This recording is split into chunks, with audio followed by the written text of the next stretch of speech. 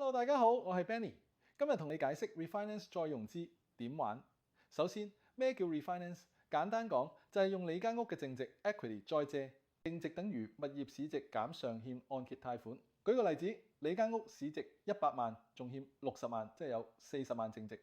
你可能會問，可以借幾多？一般最多做到市值嘅80%，即係間屋市值100萬80%等於借到80萬，減翻本身欠銀行60萬，理論上可再借多20萬出嚟。咁你又可能會問啊，啱邊啲人有咩用途啊？例如你間屋需要裝修加建，用低息按揭資金升級物業之後轉售有望賣更高。又例如整合負債，你都知信用卡 LOC 利息高，將高利息撥入按揭度，利息即時抵咗，月供都冇咁大壓力啦。再例如咧，投資用途啊，喺資金去做生意，投資市場買第二層樓，按揭通常係較低成本資金來源。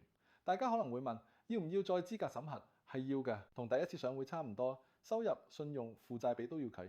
如果收入暫時撐唔起，可以研究其他方案，例如 reverse mortgage 反向按揭，再決定。佢有咩成本要注意啊？就係會罰息，如果未到期就短約，變動息多數係3個月利息，固定息好多用 IRD 利差補償，金額視市況同剩餘年期。另外要俾產權登記、律師手續，要請律師或者 title 公司登記新按揭。估價費，銀行要最新市值做依據。好消息係有冇貸方會有計劃幫你 cover 部分費用，就算唔 cover，只要節省咗利息，現金流效益大過成本，都值得計一計。你又會問幾時做最抵？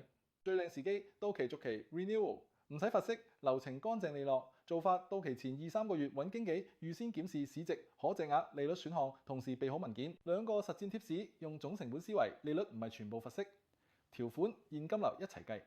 寫低你嘅目標，裝修翻本期，債務整合後月供目標，投資回報假設全部有數據先出手。如果你想知自己可以拎到幾多同值唔值得而家做，可以聯絡我。我係 Benny， 免費同你逐項試算。記得 like、subscribe， 下條片見。Hello， 大家好，我係 Benny， 今日同你解釋 refinance 再融資